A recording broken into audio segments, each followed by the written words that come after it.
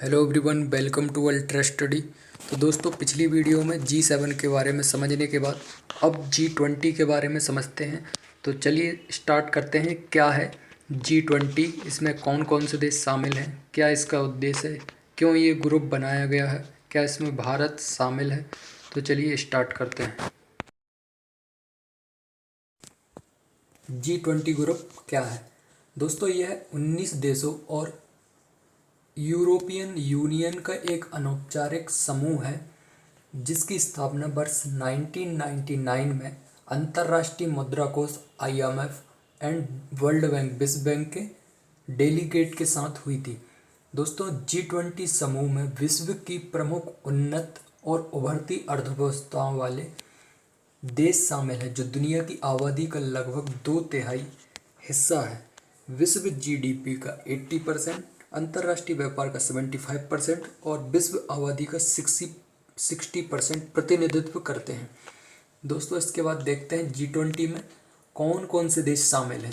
तो दोस्तों, G20 के सदस्य देशों में अर्जेंटीना, ऑस्ट्रेलिया, ब्राज़ील, कनाडा, चीन, यूरोपियन यूनियन, फ्रांस, जर्मनी, इसमें भारत भी शामिल है। दोस्तों, इंडोनेशिया भी 2020 का ये इसकी अध्यक्षता करने वाला है। इटली, जापान, मैक्सिको, रूस, सऊदी अरब, दक्षिण अफ्रीका, कोरिया, तुर्की, यूनाइटेड किंगडम और संयुक्त राज्य अमेरिका इसमें शामिल है। दोस्तों, इसमें G7 के सभी देश शामिल हैं, प्लस G8 में जो रसिया शामिल था 2014 के बाद इसको निकाल दिया गया था, ये भी G20 में शामिल है। बाकी और भी ये देश आपकी स्क्रीन पर दिख रहे हैं, ये सभी G20 के सदस्य हैं। G20 का उद्देश्य क्या है, इसके बनाने का उद्देश्य क्यों बनाया गया है? भारत 8 से 10 सितंबर 2023 के बीच नई दिल्ली में G20 की अध्यक्षता करने वाला है 2023। दोस्तों, 2020 का इंडोनेशिया इसकी अध्यक्षता करने वाला है। G20 की अध्यक्षता भारत 2023 में करेगा। G20 का गठन साल 1919 में हुआ था। इसके मुख्य रूप से इसका उद्देश्य दुनिया की आर्थिक विकास की चिंता करना, कारोबार के क्षेत्र में काम करना और विश्व आर्थिक संकट के बाद इस तरह के संगठन की जरूरत महसूस की गई और बड़ी अर्थव्यवस्था वाले देशों ने इस संगठन की नींव डाली। इसमें वैश्विक अर्थव्यवस्था में प्रणालीबद्ध, महत्वपूर्ण औद्योगिक और विकासशील अर्थव्यवस्था को एक साथ लाने के लिए महत्वपूर्ण मुद्दों पर चर्चा की जाती है। इसमें फाइनेंस मिनिस्टर, केंद्रीय गवर्नर और विदेश मंत्री की बैठक होती है। दोस्तों, इसमें G20 की कार्यप्रणाली क्या है, कैसे ये वर्क करता है?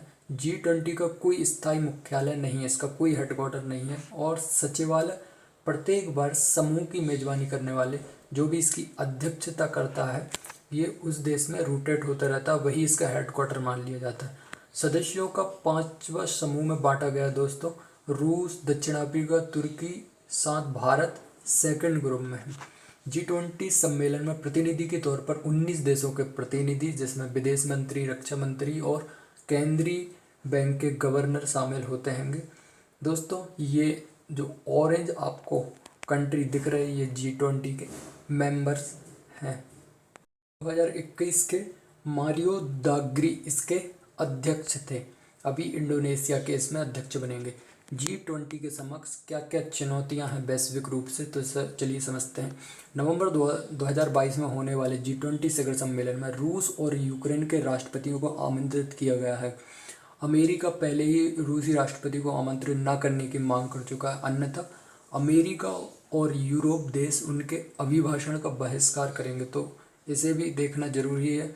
साथ साथ में चीन की रणनीतिक वृद्धि, नाटो के विस्तार, जॉर्जिया और क्रीमिया को रूस के द्वारा विलय करना, आक्रामकता और अब 2022 में रूस यूक्रेन संघर्ष ने वैश्विक प्राथमिकताओं को बदल दिया है। तो ये सभी G20 की जो अध्यक्षता करेगा उसके समक्ष ये वैश्विक चुनौतियां शामिल होने वाली है। इसके साथ साथ भारत की भी कुछ G20 की अध्यक्षता के लिए भारत भी क्या क्या इसमें चुनौतियां शामिल है, तो देखते हैं। भारत ने G20 के संस्थापक सदस्य के रूप में दुनिया भर में सबसे कमज़ोर लोगों को प्रभावित करने वाले महत्वपूर्ण मुद्दों को उठाने के लिए इस मंच का उपयोग किया है। लेकिन बेरोजगारी दर में वृद्धि और गरीबी के कारण इसके लिए प्रभावी ढंग से नेतृत्व करना मुश्किल है। इसके अलावा आत्मनिर्भर भारत और वैश्विक प्रतिमान में नए भारत के लिए परिवर्तनकारी भूमिका, कोविड-19 महामारी के बाद विश्व अर्थव्यवस्था में और वैश्विक आपूर्ति श्रृंखला की एक महत्वपूर्ण विश्वसनीय स्तंभ के रूप में उभरेगा। साथ ही भारत अभी करंट में वर्ल्ड इकोनॉमी में 5वें स्थान पर है। अभी इसने ब्रिटेन को पीछे करके 5वां स्थान हासिल किया। इसके बाद भारत के लिए चुनौतियां। भारत के लिए G20 की चुनौतियां अंतर्राष्ट्रीय सदस्य देशों के साथ कुशलतापूर्वक अगले नवंबर 2023 में आयोजित होने वाले शिखर सम्मेलन की मेजबानी के साथ उत्पन्न होंगी। इसमें नीति आयोग के पूर्व CEO अमिताभ कांत को G20 और पूर्व विदेश सचिव हर्ष श्रृंगला को G20 का समन्वय कोऑर्डिनेटर नियुक्त किया गया। हालांकि भारत इसके लिए सबसे बड़ी चुनौती G20 के विचार की रक्षा के संदर्भ में इंडोनेशिया के सहायता तथा जियोपॉलिटिकल मतभेद को दूर करना चाहता है। साथ ही इसमें GDP के मामले में विश्व का 80% कवर करता है G20 के जितने भी कंट्री हैं। साथ साथ में अंतर्राष्ट्रीय व्यापार का 70%।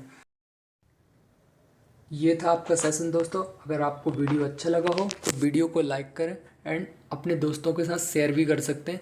साथ ही दोस्तों, अगर आपने चैनल को सब्सक्राइब नहीं किया तो चैनल को ज़रूर से सब्सक्राइब कर लें ताकि ऐसे ही नॉलेजेबल वीडियो आपको नोटिफिकेशन प्राप्त हो सके। तो दोस्तों